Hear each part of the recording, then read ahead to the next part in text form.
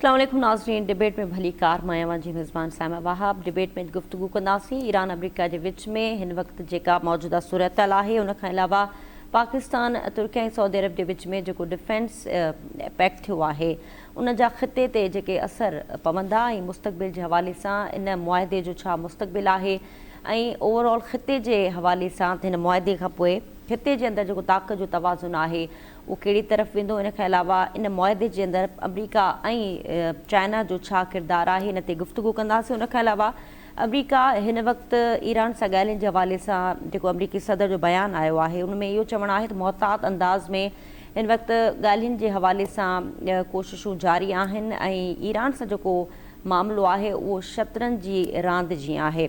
उन खां अलावा अब्बास अराग़ची बाक़र कालिबाफ के पाकिस्तान के हवाले से ॻाल्हियुनि की दावत ॾिनी वई है ऐं पाकिस्तान दौरे की दावत ॾिनी वई है। इन हवाले से गुफ्तगू कंदासीं। उन खां अलावा प्रोग्राम के ॿिए हिस्से में गुफ्तगू कंदासीं आज़ाद कश्मीर नवां सूबा। इन सॼे मंज़रनामे के अंदर पीपल्स पार्टी नून लीग के विच में इख्तलाफ शदीद नज़र अचन पिया। हिन वक्त पीपल्स पार्टी वाज़े तौर पर ऐलान किया है, फैसलो करे छॾियो है तो हुकूमत साज़ी में हाणे नून लीग जो साथ न ॾींदा। इन जे पोयां छा हिकमत अमली है ऐं नवनि सूबनि जो मामलो हुजे। आज़ाद कश्मीर के हवाले से भी गुफ्तगू कंदासीं। अॼु थर्ड फेज़ हो आज़ाद कश्मीर में चूंडुनि जो ऐं पूंछ डिवीज़न के अंदर सिर्फ़ 4 तकनि ते चूंड थी। उन हवाले से प्रोग्राम में गुफ्तगू कंदासीं ऐं ओवरऑल सियासी मंज़रनामे ते भी नज़र विझंदासीं। पर सब खां पहिरीं ईरान अमरीका के मामले ते गुफ्तगू लाइ असांखे हिन वक्त वॉशिंगटन DC खां जॉइन किया है सीनियर सहाफ़ी तजिया निगार आहिनि असद हसन साहब। स्टूडियो में मूंखे जॉइन किया है फारूक मोरई साहब ऐं फ़ोन कॉल ते असां सां गॾु आहिनि शकील नाइक साहब। तमाम सभिनी मेहमाननि के भली कार। असद साहब, शुरुआत आपसे। जिस तरह इंट्रो में मैंने कुछ पॉइंट्स बताई हैं ईरान और अमेरिका के हवाले से कि बातें जो है जो पीस टॉक्स थी दोनों ममालिक के बीच में, उसमें एक पॉज जो है वो थोड़ा बड़ा हो गया है। अब आप क्या समझ रहे हैं कि जिस तरह अमेरिकी सदर ये 12 कहते रहे हैं कि हम पीस टॉक्स के लिए कोशिश कर रहे हैं, लेकिन अभी वो इतना सॉलिड ग्राउंड हमें नज़र नहीं आ रहा कि जिस ग्राउंड पे दोनों फरीकीन आगे बढ़ें। तो आप क्या समझते हैं कि और कितना वक्त दरकार है दोनों ममालिक को कि जो वो मिसट्रस्ट का मामला था उसको कुछ हद तक बेहतर करने के बाद दोनों ममालिक फिर पीस डील पर आएँ और उसके बाद हम जो डिफेंस पैक्ट हुआ है पाकिस्तान सऊदी और तुर्किया के हवाले से उस पर भी गुफ्तगू करेंगे। लेकिन इस वक्त जो हम अमेरिका और ईरान के दरमियान जो कशीदगी देख रहे हैं उसको आप किस तरह एनालाइज कर रहे हैं? बहुत शुक्रिया सामा आपका और आपके पैनलिस्ट को भी मेरी तरफ से सलाम। देखिए, आपने अपने इंट्रो में एक बात की कि ये शतरंज की खेल लग रहा है ना, तो कभी किसी को मात होती हुई नज़र आती है, कभी किसी को। लेकिन ओवरऑल अगर आप अमेरिका के अंदर थिंक टैंक्स की बात सुने, यहाँ पे जो पॉलिटिकल एंड जियो पॉलिटिक्स के जो एक्सपर्ट्स हैं आप उनका तजिया सुने, तो वो कहते हैं अमेरिका को तो ऑलरेडी शिकस्त हो चुकी है, ये जंग हारी जा चुकी है। अब सिर्फ ये है कि ये तयन होना है कि कितनी ज़्यादा या कितनी कम हजीमत के साथ इसको वाइंड अप किया जाए। जंग हर सूरत में हार चुके हैं, ये एक ओवरऑल परसेप्शन है। लेकिन ज़ाहिर है प्रेसिडेंट ट्रंप और उनके हामियों की अगर बात सुने तो वो समझते हैं कि नहीं, उन्होंने ठीक ठाक आर्म ट्विस्टिंग की है ईरान की और ईरान को न्यूक्लियर डील के ऊपर मजबूर किया है। हालांकि इस वक्त अगर आप देखेंगे तो न्यूक्लियर का मामला जो है वो बैकड्रॉप में चला गया है। इस वक्त तो अब नाए हॉर्मुज़ पे बात चल रही है। तो आपका ये सवाल कि वो कब तक आएंगे, इसका तो कोई फ्रेमवर्क नहीं है। एक्सपेक्टेडली 1 वीक, लेकिन ये तय है कि अगर ये जंग 100 साल भी रहे तो आखिर में तो आपको मेज पे ही आना है, उस पर ही बात करनी है। ना तो आप सिविलाइजेशंस को ख़त्म कर सकते हैं, ज़ाहिर 9-10 करोड़ का वो मुल्क है, ना आप उनको मुकम्मल तौर पे एरेडिकेट कर सकते हैं। सो अल्टीमेटली तो उस पर आना है। दूसरा ये था कि जो बुनियादी तसव्वुर था कि अगर हम उनकी फौजी कुव्वत को कम कर देंगे तो उसके बाद हम अपनी मर्जी के नताइज ले सकते हैं, उसमें बुरी तरह नाकामी हुई है। पीट हेगसेथ वो कह चुके हैं कि 7,000 से ज्यादा ईरान के अंदर अहदाफ उनको निशाना बनाया गया है। अगर 7,000 से ज्यादा अहदाफ को निशाना बनाने के बावजूद भी ईरान पहले दिन की तरह इस्ताद या मजबूत खड़ा है, तो उसके ऊपर यहाँ पे ये कहा जा रहा है, बड़े बड़े पॉलिटिकल कमेंटेटर, हत्ता कि आर्मी जर्नल जो हैं वो अमेरिका के, वो प्रेसिडेंट ट्रंप को ये सजेस्ट कर रहे हैं कि इस जंग में आगे बढ़ना वो कोई ज्यादा दानिशमंदी की बात नहीं होगी। सो अल्टीमेटली इस बैकड्रॉप में तो हम ये एक्सपेक्ट करते हैं कि आप गुफ्तगू के जरिए ही मसला हल होगा।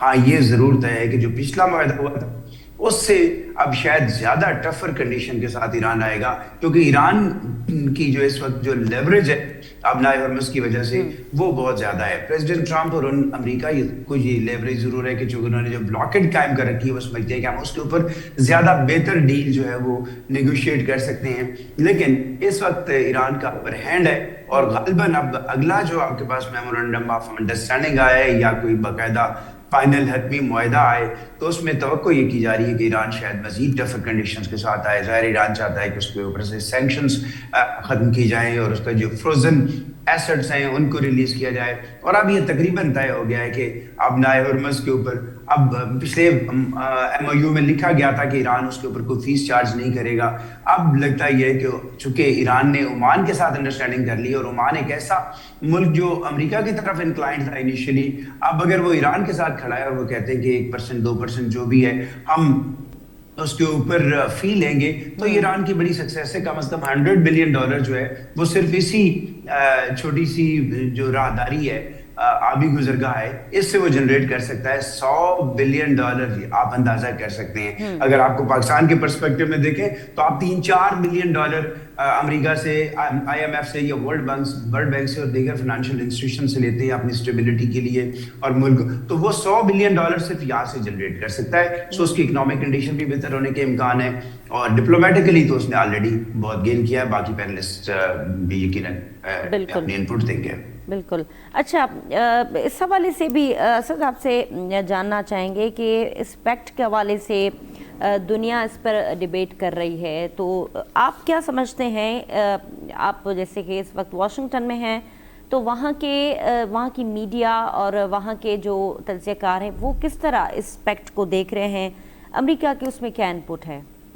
یہ جو ٹرائی لیٹرل پیکٹ ہوا ہے پاکستان، سعودی عربیہ اور ترکی ہے، اس کی بات کریے آپ. جی بالکل. دیکھیں اس کو بہت کرٹیکلی ظاہر دیکھا گیا ہے. کیا یہ جو ہے اس سے امریکہ کی اس کو انڈورسمنٹ ہے، کیا امریکہ کے لیے اس کے خدشات ہیں؟ لیکن جو اس وقت تک ایک بڑی چیز یا بڑا نقطہ سامنے آیا ہے یا آ رہا ہے وہ یہ ہے کہ اس پیکٹ کا امریکہ کے پوائنٹ آف ویو سے واضح مطلب یہ ہے کہ اس ریجن کے اندر ملکوں کا جن کے لیے امریکہ نے سیکیورٹی کو گارنٹی کر رکھا تھا، ان ملکوں کا امریکہ پر سے اعتماد اٹھ گیا ہے اور وہ دیگر وینیوز تلاش کر رہی ہیں. یہ پہلا اور بنیادی پوائنٹ ہے جس کو امریکہ، تو دیکھیں ایک چیز ہوتی ہے تو ہر ملک اپنے اینگل سے اس کو دیکھتا ہے. دیکھیں سعودی عربیہ کو کیا پروٹیکشن تھی اور کس کے خلاف پروٹیکشن تھی؟ سعودی عربیہ کو اپنے ریجن میں 2 ملکوں سے خطرہ ہے، ایران اور اسرائیل سے. اسرائیل حالانکہ اس کے ساتھ ایسے کوئی خراب تعلقات بھی نہیں ہیں، اور جب یہ ابراہم اکارڈ کی بات ہوئی تھی یہ شنید تھا اور کافی حد تک یہ طے تھا کہ سعودی عربیہ اس میں جانا چاہتا ہے. لیکن اب آپ دیکھ لیں کہ اس ساری سچویشن کے بعد سعودی عربیہ اس سے پیچھے ہٹ گیا ہے. دوسرا، اس پیکٹ کا مطلب یہ لیا جا رہا ہے کہ یہ ابراہم اکارڈ کے پیرلل ایک کوئی ایگریمنٹ ہو رہا ہے، جس کا مطلب یہ ہوگا کہ یہ ممالک اب اسرائیل کے ساتھ ابراہم اکارڈ میں نہیں جائیں گے. اور ابراہم اکارڈ یعنی معاہدہ ابراہیمی پریزیڈنٹ ڈونلڈ ٹرمپ کا برین چائلڈ تھا، اور وہ چاہتے تھے کہ خلیجی ممالک، مسلمان ملک اس کا حصہ بنے اور اسرائیل کے ساتھ اپنے تعلقات استوار کرے. تو اس میں بھی اس کو ایک فیلئر کے طور پہ دیکھا جا رہا ہے، جبکہ اس کے جو باقی ڈائنامکس ہیں پاکستان کے لیے اور اس ریجن کے لیے وہ مختلف ہیں. پازیٹیو یہ ہے کہ آف کورس پاکستان کے نقطہ نظر سے کہ پاکستان کو تو ایک خطرہ ہے اور وہ ہے انڈیا سے، تو ظاہر ہے انڈیا سے خطرے میں اب یہ تو نہیں ہوگا کہ ترکی اور سعودی عربیہ کی کوئی آرمی جا کے لڑے گی، لیکن ترکی سے ٹیکنالوجیکل سپورٹ ہے، سعودی عربیہ سے فائنینشیل سپورٹ ہے، وہ مل سکتی ہے. اور باقی اگر ایران سے خطرہ ہوگا سعودی عربیہ کو تو اس بارے میں بھی بڑے آپ کو اگر ڈیپلی جا کے سوچنا پڑے گا کہ کیا پاکستان ایران کے خلاف کوئی انویژن کر سکتا ہے؟ جو اہداف سعودی عرب حاصل نہیں کر سکا پاکستان کیسے کرے گا؟ البتہ پاکستان کا یہ پازیٹیو رول ہے کہ وہ یہ کوشش کر رہے ہیں کہ ایران اور سعودی عرب کے درمیان معاملات اس نہج پہ جائیں نہیں جہاں پاکستان کو کسی جنگی فریق کی حیثیت سے آگے بڑھنا پڑے. تو یہ چیزیں ہیں. باقی اس معاہدے کے ریفرنس میں بھی ایک طرح سے ڈسکانٹینٹ جو ہے وہ خلیجی ممالک کا اور جو کانفیڈنس شٹر ہوا ہے اس ایران سعودی عربیہ جنگ کے بعد وہ ریفلیکٹ ہو رہا ہے کہ سعودی عرب امریکہ جو ہے وہ اپنے آپ کو ڈیفینڈ نہیں کر پا رہا، بلکہ جتنا وہ ایران پہ اٹیک کرے گا سعودی عرب ان کو ریٹیلیٹ کرے گا تو امریکہ وہ ہم کیسے بچیں گے؟ آلریڈی سعودی عربیہ کو یو اے ای آپ کو دیکھا ہے کہ وہ کم از کم سر کے بل نیچے آ چکا ہے، تو اس کو اور باقی ملکوں کو بھی یہ اندازہ ہے کہ اس کی بہت بڑی قیمت جو ہے وہ دینا پڑ رہی ہے، سو بہتر ہے کہ اس سے گریز ہو اور وہ لوکل ریجنل اس کے جو سیکیورٹی کے جو پراسپیکٹس ہیں وہ ان کو ایکسپلور کر رہے ہیں۔ ٹھیک ہے فاروق صاحب، तव्हां इन पैक्ट जे हवाले सां कीअं ॾिसो पिया؟ इंटरनेशनल मीडिया इन खे जीअं रिपोर्ट करे पई, मुख़्तलिफ़ आर्टिकल्स इन हवाले सां छपजनि पिया, तव्हां छा इंसाइट शेयर करणु चाहींदा इन पैक्ट जे हवाले सां? दिफ़ाई मुआहिदो पंहिंजी जॻह ते, पर अगरि असां पाकिस्तान जे कॉन्टेक्स्ट में ॻाल्हायूं त पाकिस्तान खे इन मां कहिड़ा फ़ाइदा आहिनि, ऐं अगरि सऊदी ऐं ईरान जे विच में इख़्तिलाफ़ शदीद थियनि था त पोइ पाकिस्तान जो किरदारु अॻिते कीअं रहंदो? ॾिसो, ॻाल्हि इहा आहे त हींअर जेको अॼु जेको हिन बयानु ॾिनो आहे जेको आहे ईरान जे जेको आहे सो वज़ीर ख़ारजा जेको तर्जुमान आहे वज़ारत ख़ारजा जो इस्माइल बकाई, उन इहो चयो आहे त भई जेको ईरान पंहिंजो पाकिस्तान तुर्की ऐं जेको सऊदीया जो जेको मुआहिदो थियो आहे हिन में असांखे को बि ख़तरो कोन्हे। नार मुल्कनि खे हींअर बि सम्झी वञणु खपे त भई जेको आहे सो जेको आहे सो कंहिंखे बि जेको आहे पंहिंजे जेको हिन तां अॾनि तां जेको आहे जेके हुन क़ाइमु थियल हुन ते हमलनि जी जेको आहे हू इजाज़त न ॾियनि। ऐं हिन इहो चयो त भई जेको आहे सो हुकूमत खे इनखे जेको सऊदी हुकूमत आहे उनखे खपे त भई जेको आहे सो पंहिंजी सिक्योरिटी पाण करे ऐं पंहिंजे जेके नार मुल्क पाण में बाहिमी एतमाद सां पंहिंजी सिक्योरिटी पाण कनि, उनखे कंहिंजे अॻियां हथु जेको हुननि खे जेको आहे न फैलाइणो पए। ऐं हिन इहो बि चयो त भई जेकॾहिं कंहिं टे फ़रीक़ जी जेकॾहिं मुदाख़लत न हुजे त अपना हरमज़ खुली सघे थो, इहा का अहिड़ी ॻाल्हि कान्हे का। ऐं उन खां पोइ वरी जेको आहे हिननि जो जेको आहे ईरानी पार्लियामेंट जी नेशनल सिक्योरिटी ऐं फॉरेन कमेटी जो जेको पॉलिसी कमेटी जो मेंबर आहे इब्राहिम रज़ाई, उहो वरी इहो थो चए त भई जेको आहे सो हीउ जेको मुआहिदो थियो आहे इन में जेको आहे सो कागज़ी मुआहिदो आहे, इन में सऊदी अरब जी ज़मानत का बि कान्हे का। इन में सऊदी अरब खे खपे त पंहिंजी पॉलिसियूं जेको आहे तब्दील करे ऐं जेको आहे ताकी हुनखे ॿियनि जे अॻियां हथु फैलाइणु न खपे। ऐं ॿिए पासे जेको आहे सो हीउ सदर जेको आहे शहबाज़ शरीफ़ जेको आहे उहो चए थो त भई जेको आहे इहो जेको अमन ऐं सलामतीअ जे लाइ आहे ऐं ख़ुशहालीअ जे लाइ इहो जेको मुआहिदो थियो आहे, ताकी जेको आहे हे टई मुल्क मज़बूत हूंदा त पाकिस्तान जेको आहे उन्हनि सां गॾु मज़बूत थींदो ऐं पाकिस्तान ते जेकॾहिं को हमिलो कंदो या असां टिनी मुल्कनि ते को बि हमिलो कंदो त इहा मतिलबु जेको असांजी का हिकिड़ी पाण में हिकिड़ी बाहिमी एतमाद ऐं जेको हूंदो त हिकिड़ी ॿधी हूंदी त उन में जेको आहे इहो पाकिस्तान जो फ़ाइदो आहे। ऐं ॿिए पासे जेको आहे सो इसराइल जेको आहे सो इन जेको मुआहिदो आहे इन जी इंतिहाई जेको आहे सो शदीद जेको आहे सो मुखालफ़त कई आहे। हुन जो चवणु इहो आहे त असां इहो मुआहिदो जेको आहे असांजे लाइ ख़तरनाक आहे ऐं असांजो पहिरीं जेको आहे सो पाकिस्तान ऐं सऊदीअ सां त न, लेकिन तुर्कीअ सां जेको नेटो जो जेको मेंबर बि आहे त उन सां असांजो पहिरीं फॾो पियो थो हले ऐं जेको इहो मुआहिदो थियो आहे इहो जेको मुआहिदो सिधो सो जेको आहे न असांजे लाइ ख़तरे जो बाइस आहे।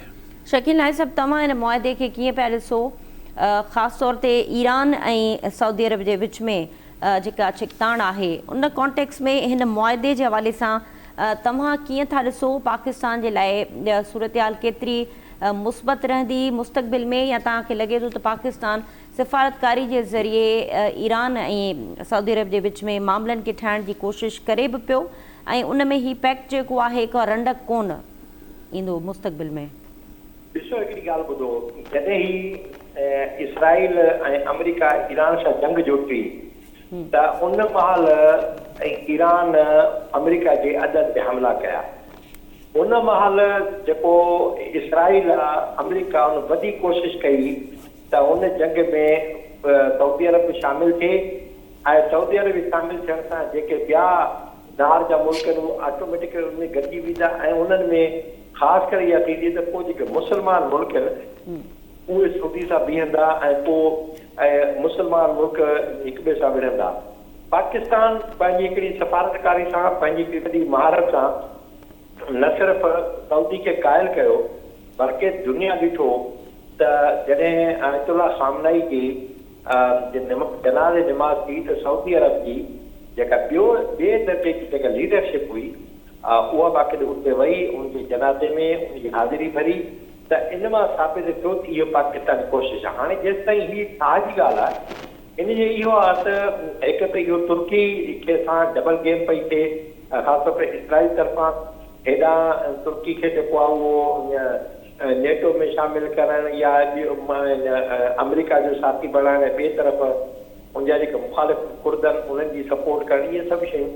त इहो जेको इतिहाद आहे, इन सां ईरान खे को बि नुक़सानु कोन्हे, बल्कि ईरान अॻी चई चुको आहे त असीं कंहिं बि अरब मुल्क जे न त महल खे निशानो बणायो आहे, न उन्हनि का मुक़दस जेका जॻह आहे उनखे बि इबादतगाह खे नुक़सानु आहे। असां सिर्फ़ु जेकॾहिं निशानो बणायो आहे त उन्हनि अॾनि खे बणायो आहे जेके अमरीकी हुआ ऐं उतां खां ईरान ते हमला थिया।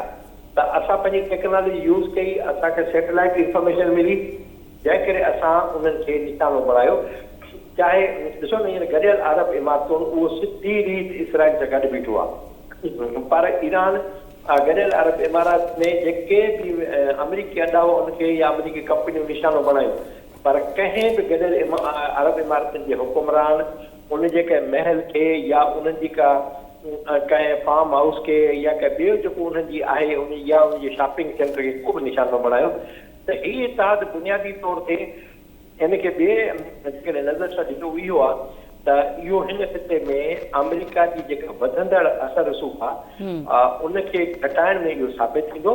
ऐं तुर्की, पाकिस्तान ऐं जेके सऊदी अरब आहे, इहे घटि में घटि हाणे पंहिंजी उन सफ़ारतकारी सां या पंहिंजी पॉलिसी सां इहो ईरान ख़िलाफ़ कॾहिं बि इस्तेमालु न थी सघंदा। ऐं जेकॾहिं इसराइल अहिड़ी का कोशिशि कई बि त हू उनखे नाकाम बणाए छॾींदा। तो इहो इतिहाद उहो ईरान जे उहिदेदारनि जी ॻाल्हि बिल्कुलु सही चई आहे त असांखे को ख़तरो कोन्हे। हुन वजह इहा आहे त टिनी मुल्कनि सां ईरान जा तालुक कंहिं बि रीति ख़राब न आहिनि।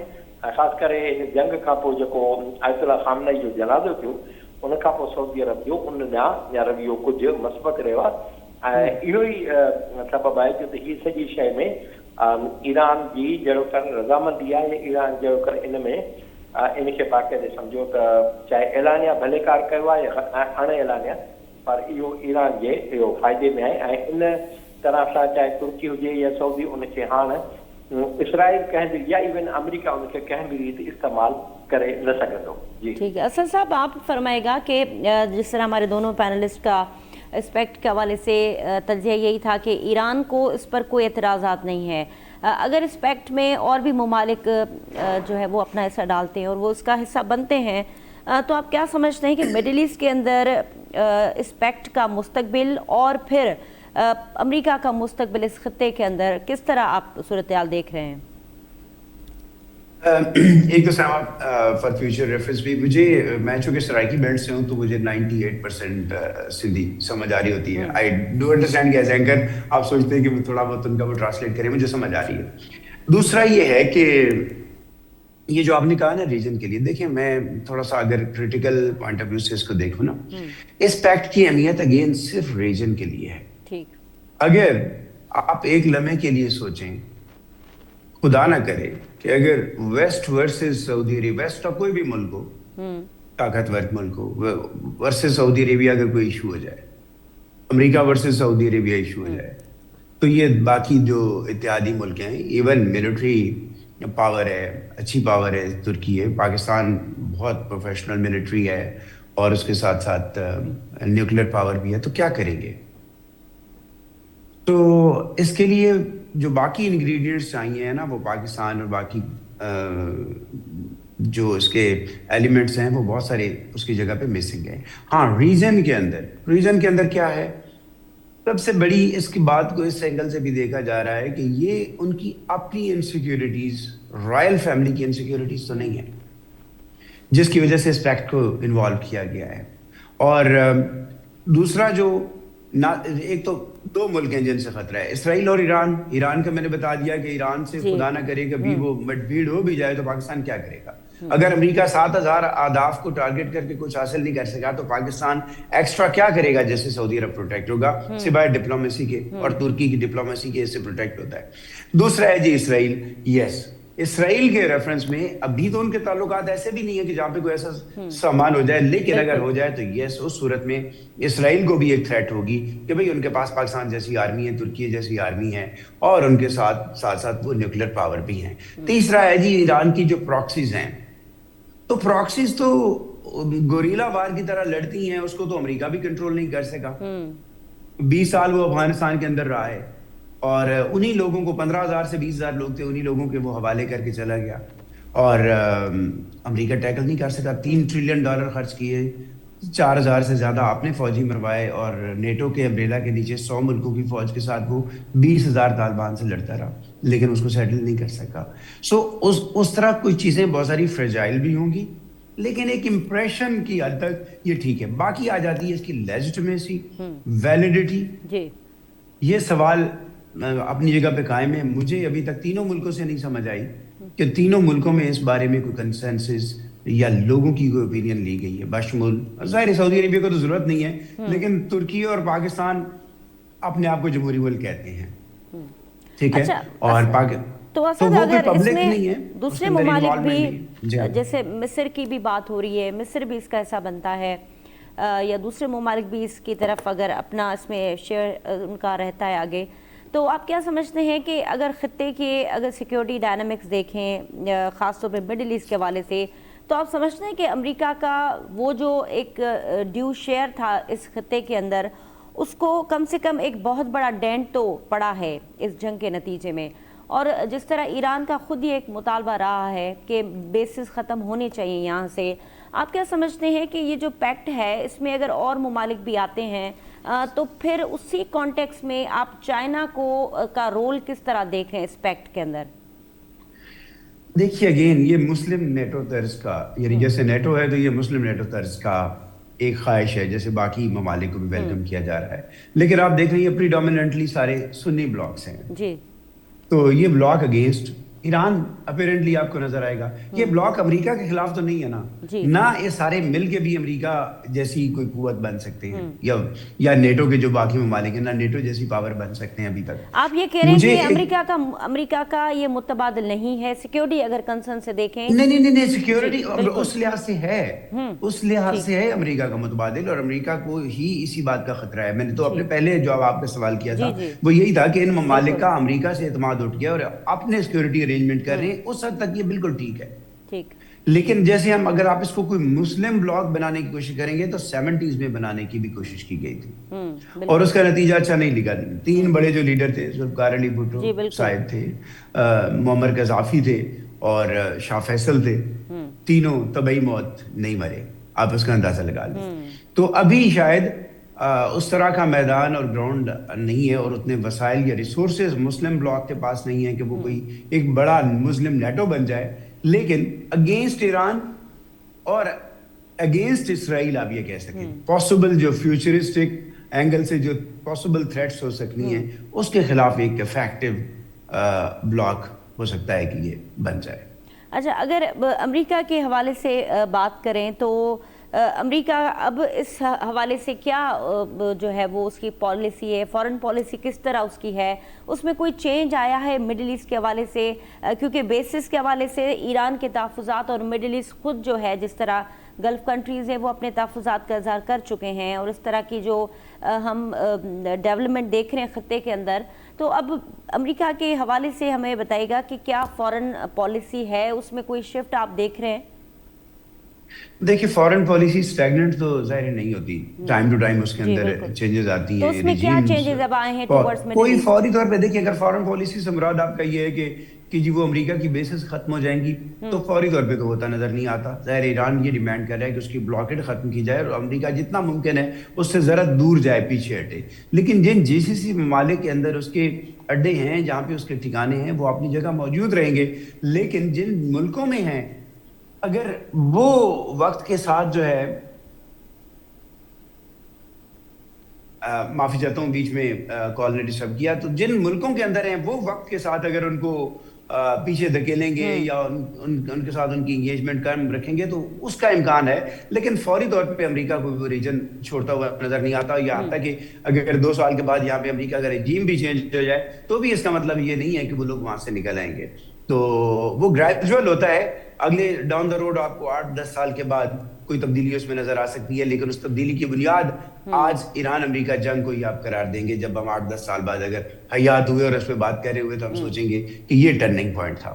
ٹھیک ہے. اچھا فاروق صاحب, تمام ان حوالے سے کیے تا ॾिसो خطے जे अंदरि जीअं त हिन वक़्तु कशीदगी आहे, नार मुल्क तमामु घणा इन हवाले सां मुतासिर बि थिया आहिनि इन जंग में. तव्हां छा था सम्झो त मुस्तक़बिल जो अगरि असां पावर डायनामिक्स ॾिसूं त अमरीका जो हथियार विकिरो करण जो जेको आहे मामिलो ऐं चीन जी जेका टेक्नोलॉजी सीड़पकारी आहे मिडल ईस्ट जे अंदरि, तव्हां सम्झो था त ॿिन्हिनि जेके सुपर पावर्स आहिनि या जेके आलमी ताक़तूं आहिनि उहे ॿई हिन ख़िते जे अंदरि असांखे मुस्तक़बिल में नज़र ईंदियूं?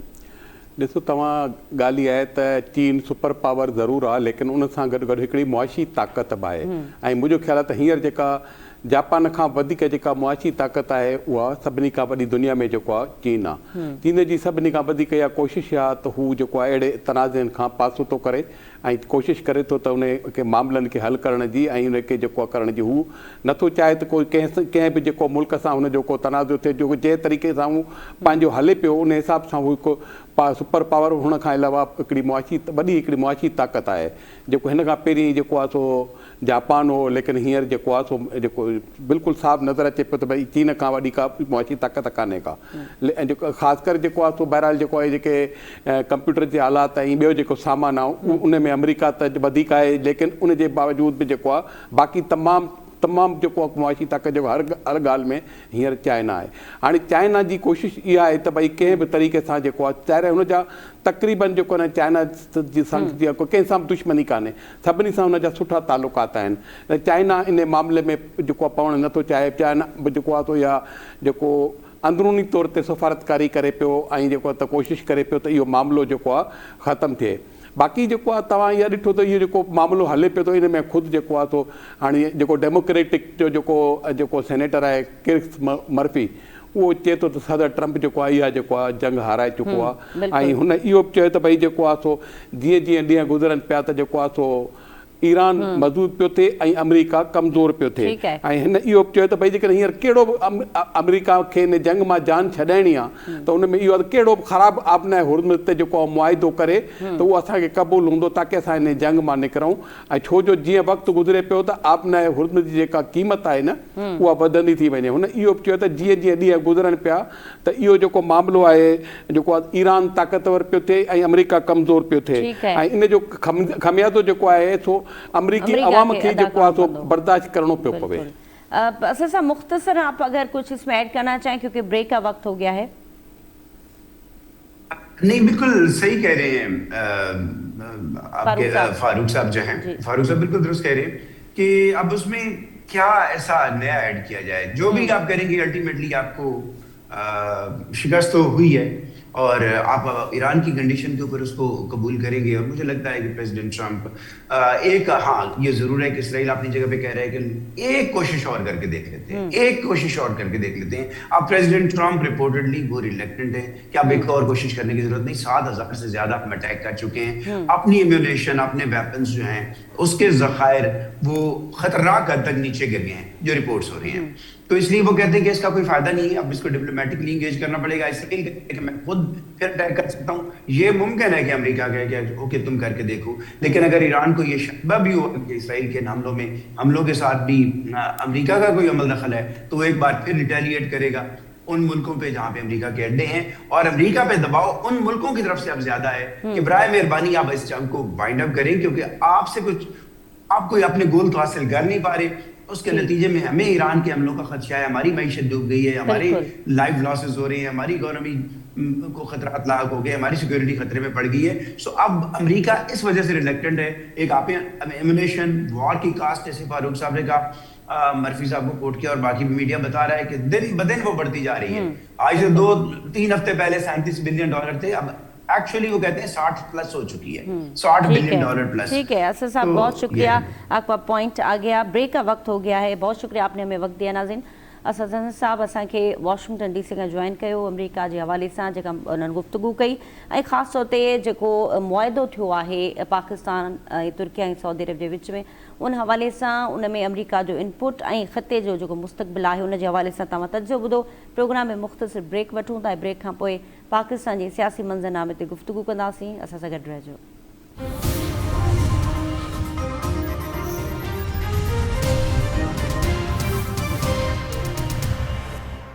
वेलकम बैक नाज़रीन। डिबेट जे हिन हिस्से में गुफ़्तगू कंदासीं पीपल्स पार्टी नून लीग जे विच में इख़्तिलाफ़ जेके आहिनि उहे शदीद वधंदा पिया वञनि ऐं हिन वक़्तु पाकिस्तान पीपल्स पार्टी जे ज़रियनि जे हवाले सां ख़बर अचे पई त हाणे पार्लियामेंट में हुकूमत सां ताउन न करण जो फ़ैसिलो कयो वियो आहे ऐं जेके हुकूमती बिल आहिनि कमेटियुनि जे अंदरि उन्हनि जी मुखालफ़त करण जो फ़ैसिलो कयो वियो आहे ऐं आज़ादु कश्मीर जूं चूंडूं हुजनि उनखां अलावा नवां सूबा इंतिज़ामी यूनिट्स जा मामला हुजनि या पोइ इंटरनल जेके इशूज़ आहिनि पाकिस्तान जे अंदरि सियासी तौर ते उन जे हवाले सां पीपल्स पार्टी नून लीग जे विच में इख़्तिलाफ़ वधी चुका आहिनि। इन ओवरऑल डिस्कशन इन ते डिस्कशन कंदासीं। शकील साहब तव्हां ॿुधाइजो त हिन वक़्तु पीपल्स पार्टी ऐं नून लीग जे विच में बुनियादी तौर ते जेको झेड़ो आहे उहो कहिड़े मामले ते आहे? बयाननि जी हद ते पंहिंजी जाइ ते पर हाणे फ़ैसिला साज़ी कानून साज़ी ऐं पार्लियामेंट जे अंदरि बि मुखालफ़त जो फ़ैसिलो कयो वियो आहे पीपल्स पार्टी पारां। बुनियादी सबबु छा आहे हिन जो? ॾिसो बुनियादी सबबु वाज़िह आहे त जॾहिं गिलगित बल्तिस्तान में चूंडूं थियूं त बिलावल भुट्टो ज़रदारी ऐं आशफा भुट्टो ज़रदारी ते विया मुहिम हलायूं। उते नवाज़ शरीफ़ वियो वफ़ाक़ी उनजा वज़ीर विया ऐं गिलगित बल्तिस्तान में पीपल्स पार्टी खटे वई। जंहिंखां पोइ कश्मीर अॻे बि ॿरंदड़ हो उनजा जेके कश्मीर एक्शन कमेटी जेका मुतालबा हुआ वफ़ाक़ी हुकूमत न पई मञे। ख़्वाजा आसिफ़ तकरारी बयान पियो ॾे ऐं जेके जन माण्हुनि एहतजाज पियो कयो त उन्हनि खे परॾेही एजेंट हिंदुस्तान जो एजेंट इहे सभु शयूं हलंदियूं रहियूं। हाणे उन्हनि इहो सोचियो त जेकॾहिं हींअर इहा सॼी सिचुएशन आहे उहो कश्मीर मुस्लिम लीग नून जे हथां निकिरी वेंदो। उन्हनि आम वोटर जी परवाह न कई ऐं हुननि तशदुद जी रस्तो वरितो। उन्हनि कूड़नि ठपनि जो रस्तो वरितो। ॾिसो फायरिंग कयूं फायरिंग में पीपल्स पार्टी जो कारकुन शहीद थी वियो। बिलावल भुट्टो ज़रदारी उन सिलसिले में वज़ीर आज़म सां ॻाल्हायो। उन सॼी सूरत हाल सम्झाइण जी कोशिशि कई। जेको नायब वज़ीर आज़म आहे इसाक डार उनखे बि चयो पर छाकाणि त मुस्लिम लीग नून ते उहो जेको तशदुद वारो जेको अंसर आहे उहो हावी थी चुको जंहिं करे उन्हनि पीपल्स पार्टी जी जेको चेयरमैन आहे उनजी हुननि ॻाल्हि जहिड़ो करे ॿुधी अणॿुधी करे छॾे उन ते अमल न कयो। ऐं इहो ई सबबु आहे त पहिरें मरहले में बि हुननि ॾंडो इस्तेमालु कयो। अॼु ॿियो मरहलो उन में बि हुननि ॾंडो इस्तेमालु कयो त पाकिस्तान पीपल्स पार्टी इन्हनि सॼी मामलनि ते न सिर्फ़ु उन तां कावड़ियल आहे बल्कि पीपल्स पार्टी मुमकिन आहे त हिन सिलसिले में ही त चलो अण ऐलानिया चओ या फ़िलहाल इब्तिदाई चओ त इहो बिल्कुलु इम्कान आहे त पीपल्स पार्टी बाज़ाब्ता तौर ते ऐलान बि करे छॾे त असां वफ़ाक़ी हुकूमत खां धार पिया था थियूं। उनजी वजह इहा आहे त जीअं हाणे नवनि सूबनि जो जेको हाणे मामिलो उथारियो वियो आहे त इहो सॼो मामिलो जॾहिं सिंध असेंबली 5 भेरा अहिड़ी रिथ जेको आहे उहो ठाराव मंज़ूर करे चुकी आहे त पोइ इहो करणु माना पीपल्स पार्टी खे मछराइण बराबरि आहे न। छाकाणि त पीपल्स पार्टी सिंध जे इशू ते तमामु वॾी जेकॾहिं पीपल्स पार्टी इन सिंध जे इशू ते आवाज़ नथी खणे न त सिंध जे अंदरि पीपल्स पार्टी खे तमामु वॾी मज़ाहिम जो मुंहुं ॾियणो पवंदो। उन करे पीपल्स पार्टी सिंध जे कंहिं बि इशू ते सिंध जे माण्हुनि जी जेका सोच आहे उनजी तर्जमानी पीपल्स पार्टी जी मजबूरी आहे। इहे सभई जेका मामला आहिनि हिकु तरफ़ कश्मीर वरी पहिरें मरहले में ॾंडो ॿिए मरहले में बि ॾंडो उदाहरण 3 मरहले में उहो बि आणींदा। बिलावल भुट्टो ज़रदारी जो उन्हनि जो ॾाढो इहो मौक़िफ़ आहे त तव्हीं उन्हनि कश्मीरियुनि सां ॻाल्हायो उहे असांजो हिसो आहिनि असांजा माण्हू आहिनि 78 साल खां उन्हनि सां 79 साल खां असांजो उन सां हिकिड़ो वास्तो आहे तव्हीं छो था हू उन ते ॻाल्हाइण तयारु न आहिनि। मथां वरी ही ॾंडो खणी वरी माना ॿीहर उनखे मचराइणी अञा वधीक मचराइण जंहिंजे करे हू जेको फार्म 47 तहत कूड़ा ठप हणी ऐं तशदुद करे कनि था त उन करे बिलावल भुट्टो ज़रदारी जो हाणे मौक़िफ़ जेको आहे उहो तमामु घणो चिटो थी वियो आहे त मुस्लिम लीग नून सां गॾु न हलिजे। हाणे पोइ ॾिजे त इन सिलसिले में सदर आसिफ अली ज़रदारी को किरदारु अदा करे थो या बिलावल भुट्टो ज़रदारी जेको मौक़िफ़ आहे उनजी पुठभराई कई पई थी वञे। इहा ॻाल्हि कुझु ॾींहंनि जे अंदरि वाज़े थी वेंदी। सही, ठीकु आहे। आज़ाद कश्मीर खां असांखे सीनियर सहाफ़ी तर्ज़निगार अमीरुद्दीन मुग़ल साहब जॉइन कयो आहे। उन्हनि खां अॼु जी जेके इलेक्शंस जी सूरत हाल बाबत गुफ्तगू कयूं था। अमीरुद्दीन मुग़ल साहब, बहुत शुक्रिया, वेलकम कहेंगे आपको डिबेट में। आप वहाँ मौजूद हैं आज़ाद कश्मीर में। पूंछ डिवीज़न के 4 जो है वो जो कॉन्स्टिट्यूंसी है वहाँ इलेक्शंस हुई हैं आज। किस तरह आपने आज के इलेक्शंस को देखा और ख़ास तौर पे पीपल्स पार्टी के जो इल्ज़ामात सामने आ रहे हैं? देखें, आज जो इलेक्शन हुआ है 4 हलकों में ही हुआ है और तकरीबन 7 हलके जो हैं उनमें अभी होना बाकी है। तो इस तरह से जो आज का इलेक्शन हुआ है इसकी जो सूरत हाल अगर मैं बताऊं तो कुछ हलकों में वोटर काफी ज्यादा हमने दिखे कि काफी गैर और हो ये सीटों का जो इलेक्शन है वाकयात तो हुए हैं, झगड़ा भी हुए हैं कहीं पे। टेक्निकल को मसलो आहे। फारूक साहब, कोशिश कयूं था जेसी मसलो हल थिए। तव्हां ॿुधाइजो, पाकिस्तान पीपल्स पार्टी नून लीग जे विच में बुनियादी जे इख़्तिलाफ़ आहिनि, शकील साहब जेका निशानदेही कई, तव्हां सम्झो था त वाकई आज़ाद कश्मीर जो चूंडुनि जो ई मामिलो आहे, या तव्हां सम्झो था त हाणे पीपल्स पार्टी वटि इंटरनल प्रेशर आहे, सूबे जे अंदरि उन्हनि जी हुकूमत आहे ऐं नवनि सूबनि जे मामले ते तमामु घणी मज़म्मत पीपल्स पार्टी खे फेस करणी पइजी रही आहे। मुस्तक़बिल में अञा वधीक मज़म्मत अगरि सिंधी क़ौम करे थी ऐं जेके शौक़ रखंदड़ माण्हू इन मामले ते मज़म्मत जी तहरीक शुरू कनि था त पोइ पीपल्स पार्टी लाइ यकीनी तौर ते ॿी का वाट ई न बचंदी ऐं उनखे सिंधी माण्हुनि जी तर्जुमानी करणी पवंदी। तव्हां सम्झो था त इंटरनल प्रेशर बि आहे पीपल्स पार्टी खे ऐं गॾोगॾु आज़ाद कश्मीर जे मामले ते हूअं ई उन्हनि जा इख़्तिलाफ़ हुआ? ॾिसो, ॻाल्हि इहा आहे त भई जेको आहे सो हमेशह ईअं थींदो आयो आहे त जेका जंहिं वफ़ाक़ में जंहिं पार्टीअ जी हुकूमत हूंदी आहे त GB में ऐं प्लस जेको आहे कश्मीर में बि उहा पार्टी जेको आहे खटींदी आहे। लेकिन हीउ पहिरियों दफ़ो आहे जॾहिं गिलगित बल्तिस्तान में जेको आहे सो पीपल्स पार्टी खटियो आहे। उन खां पोइ इन ॻाल्हि ते जेको आहे सो ज़ाहिर आहे मुस्लिम लीग खे तमामु वॾी जेको आहे नून खे वॾी तकलीफ़ पहुती आहे। त हिननि जेको आहे सो इहो पहिरीं फ़ैसिलो करे छॾियो त भई जेको आहे सो हाणे जेको आहे कश्मीर में जेको आहे इहो असांखे खटिणो आहे। पोइ इन में उन खां पोइ जो आहे न ख्वाजा आसिफ़ जेको बयानु ॾिनो त भई एक्शन कमेटीअ वारा दहशतगर्द आहिनि, जंहिं ते जेको आहे शदीद एहतजाज chairman Pakistan Peoples Party Bilawal Bhutto कयो ऐं इन ते जेको आहे पीपल्स पार्टी जे लीडरनि बि एहतजाज कयो त भई तूं केरु थींदो ऐं कंहिंखे दहशतगर्द चवण वारो। हुननि जा मुतालबा पंहिंजी जॻह ते, लेकिन उन जेको इहो मुतालबो कयो त भई इनखे हटायो वञे। मुस्लिम लीग नून जेकॾहिं जेको आहे सो उनखे हटाए ऐं अहिड़ा वज़ीर न रखे जंहिं ते तमामु इख़्तिलाफ़ वधीक उतां वरी शुरू थी विया आहिनि। त उन में जेको आहे तव्हां इहो ॾिसो त भई जेको आहे सो बाक़ाइदा हिननि जूं पाण में कमेटियूं वेठियूं हुयूं, ऐवान सदर ऐं PM हाउस में जेको आहे पाण में जेको आहे ॻाल्हि ॿोल थी, उन खां पोइ उहो मामिलो थधो थियो। उन खां पोइ जॾहिं हीअ इलेक्शन जेको पहिरियों मरहलो थियो त उन में तव्हां इहो ॾिठो त भई जेको आहे सो उते जेको आहे वॾो फायरिंग बि थी ऐं वॾो जेको थियो। उन में जेको आहे सो नून लीग जेको आहे ज़बरदस्ती कई ऐं जेको आहे हुन जेको आहे जहिड़े नमूने जेको आहे उन में बिलावल भुट्टो ज़रदारी साहब ऐं ॿियनि PPA जे लीडरनि कमर जमा कायरा थियो ऐं कश्मीर जा जेके पीपल्स पार्टी जा जेके रहनुमा उन्हनि खुलेआम अल्फाज़ में जेको आहे चयो त भई जेको आहे सो नून लीग ने उन जेको आहे धांधली पई करे ऐं उन जेको आहे मुख़्तलिफ़ हल्कनि में जेको आहे सो ज़बरदस्ती ठप्पा लॻाया आहिनि जंहिं ते एहतिजाज कयो। लेकिन उन खां पोइ वरी जेको आहे मुस्लिम लीग नून जेको आहे हिननि खे यकीन ॾियारियो।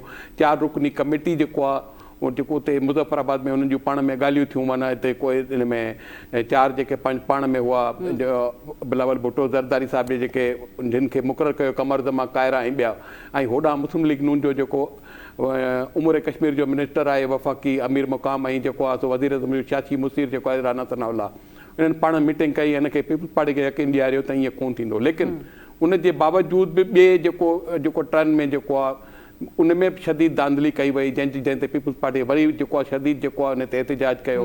लेकिन छो जो हालात अहिड़ा हुआ कश्मीर जा त पीपल्स पार्टी वरी बि इन ॻाल्हि ते ख़बर पई करे त भई जेको असां जेकॾहिं ईअं कुझु कयूं था या इन जो बाइकाट कयूं था त उन में जेको आहे नुक़सानु थींदो।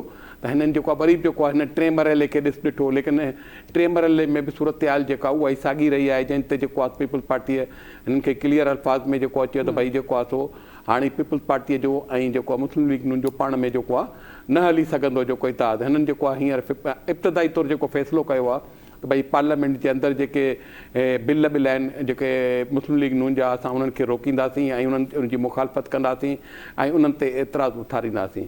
ऐं ॿिए पासे वरी जेको राना सनाउल्लाह जेको आहे उहो बयानु थो ॾिए त भई जेको आहे सो जेको धरना ॾियण वारा जेके आहिनि उन्हनि जेको उहे इलेक्शन रोकणु चाहिनि पिया, लेकिन असां जेको आहे इलेक्शन कराए छॾी आहे ऐं अवाम जेको आहे पंहिंजे नुमाइंदनि खे मैंडेट ॾेई छॾियो आहे ऐं हिन 3 मरहले मुकमल थियण खां पोइ आज़ादु कश्मीर में जेको आहे हुकूमत जी सदी जो अमल शुरू थी वेंदो। हुन इहो बि चयो त भई जेको आहे सो धांधलीअ जा जेके इल्ज़ाम जेके हणनि पिया था जेको उन्हनि को बि इन बारे में सबूत कोन ॾिनो आहे। हुन इहो बि चयो त भई जेको आहे सो पीपल्स पार्टी जेका आहे धांधलीअ जो जेको पंहिंजो छुप खे लिकाइण जे लाइ इहो शोर पई थी करे जेको आहे त इन पंहिंजो शिकस्त खे लिकाइण जे लाइ धांधलीअ जो शोर पई थी करे। ऐं हुन इहो बि चयो त भई जेको आहे त पीपल्स पार्टी जेको ऐलान जेको कयो त असां जेको आहे सो उबती जेका ॻणप शुरू थी वई आहे हुकूमत जी उहो ऐलान हाणे वापसि वठे ऐं जेको आहे सो मुस्लिम लीग नून खे कामयाबीअ ते मुबारकबाद ॾिए। अच्छा, अमीरुद्दीन मुग़ल से राब्तो बहाल थियो है। अमीरुद्दीन साहब बताइएगा, सादा अक्सरियत मिलने की बातें हो रही हैं और नून लीग बहुत ही पुरुमीद और हुकूमत साजी के हवाले से जो है वो अमल शुरू करने की भी बातें हो रही हैं, तो पीपल्स पार्टी के तहफ़्फ़ुज़ात और इल्ज़ामात अपनी जगह, आप क्या समझते हैं कि ट्रांसपेरेंसी के हवाले से जो इलेक्शन कमीशन को जो शिकायतें मौसूल हुई हैं उसके हवाले से उसका कोई नतीजा भी आएगा, या आप समझते हैं कि ये सियासी माजराई है और ये कुछ वक्त में मामला सॉर्ट आउट हो जाएगा? देखिए, इस वक्त तक जो सूरत हाल है, इससे पहले जो इलेक्शन हो चुका है उसमें जो नशिस्तें मिली हैं मुस्लिम लीग नून को 24, तो उसके साथ तो मखसूस नशिस्तें मिलने के बाद वो तो हुकूमत बनाने के काबिल हो चुके हैं जी। और अब आज का जो मरहला है 4 जो हल्कों में इलेक्शन है, 1 से 2 सीटें मजीद जो है मुस्लिम लीग नून को मिलने का इम्कान है, लेकिन अभी नताइज आ रहे हैं। लेकिन जो बात आपने कही धांधली की और शिकायत की, तो मैं ख्याल में जो रिकॉर्ड है आज़ाद कश्मीर का, तो वहाँ पे ये फैसले होते हुए बहुत साल गुजर जाते हैं। कई दफ़ा ऐसा हुआ है कि असम्बली की मुद्दत खत्म होने के करीब थी तो फैसला हो गया कि फलां मेंबर असम्बली नाइल है, उसने धांधली की थी या इस तरह हुआ था, तो फायदा कुछ नहीं हुआ, जो जीता हुआ था वो 5 साल वैसे ही गुजार गया। तो इसीलिए ये एक लंबा प्रोसेस है और बहुत सुस्त रवि का शिकार ये निज़ाम है, इसलिए शिकायतों का फौरी तौर पर कोई अजाला होता हुआ नजर नहीं आ रहा। और लगता यही है कि जैसे कैसे भी करके हुकूमत मुस्लिम लीग नून की बनेगी और पीपल्स पार्टी जो है वो दूसरी बड़ी जमात के तौर पर सामने आएगी। लेकिन इस वक्त तक पीपल्स पार्टी और मुस्लिम लीग नून के अलावा कोई तीसरी पार्टी सीट नहीं जीत सकी। लेकिन एक अपसेट हुआ है कि जो सबसे पुरानी जमात है मुस्लिम कॉन्फ्रेंस, उसकी आखिरी नशिस्त थी, साबिक वज़ीर-ए-आज़म सरदार अतीक अहमद खान जो इलेक्शन लड़ रहे थे, तो उनको एक बिल्कुल नौमौलूद उम्मीदवार और उसने अपनी पार्टी बनाई है, उसका नाम है अवामी दस्त बाजू पार्टी। उसने तकरीबन वो हरा रही है, काफी बड़ी लीड से इस वक्त वो आगे जा रहा है और जो नताइज आ रहे हैं उसके मुताबिक वो जीत जाएंगे। तो ये इस तरह का बड़ा, इसी तरह जो वज़ीर-ए-आज़म है इस वक्त प्रोफेसर मुमताज राठौर, उनकी सीट भी जो है नशिस्त खतरे में लगती है। और इसलिए ये जो इलेक्शन है वो अभी तक मुस्लिम लीग नून की वो जो है वाज़ेह तौर पे जो है अक्सरियत हासिल है और इस सूरत हाल में वो हुकूमत बनाएंगे, यही जो है उम्मीद लग रही है और यही कुछ नजर आ रहा है। ठीक है, सही। अच्छा शकील नाइद साहब, तमाम मुख्तसर आख़िर में कुछ इनमें ऐड करण चाहियो। पूंछ डिवीज़न जे अंदरि 4 तकनि ते अॼु चूंडूं थियूं आहिनि, उन खां अलावा जैक जा जेके एहतजाज उहे आहिनि उहे पंहिंजी जाइ ते बरक़रार आहे ऐं उन हवाले सां राणा सनाउल्लाह जो इहो बयानु त जाइज़ मुतालबनि ते गौर करे रहिया आहियूं। तव्हां सम्झो था त जिन तकनि ते इलेक्शन्स मुलतवी कयूं वयूं आहिनि जैक जे हवाले सां, तव्हां सम्झो था त ईंदड़ कुझु ॾींहंनि में जाइज़ जेके मुतालबा उहे पूरा थियण खां पोइ जेके इलेक्शन्स उहे मुतवक़ा आहिनि, या तव्हां सम्झो था त हीउ जेको मामिलो आहे एहतजाजनि जो इहो अञा वधीक ज़ोर पकड़ंदो कुझु ॾींहंनि जे अंदरि? ॾिसो, मुस्लिम लीग नून जी क़यादत या वफ़ाक़ी सरकार बिल्कुलु क्लियर कट उहो उन्हनि खां जेका कश्मीर इलेक्शन कमेटी आहे उन्हनि सां ॻाल्हाइण लाइ तयारु न आहे ऐं हू इहो ई सिर्फ़ु उनखे दिलासा ॾेई इलेक्शन जा सभई मरहला मुकमिल करण थी चाहे।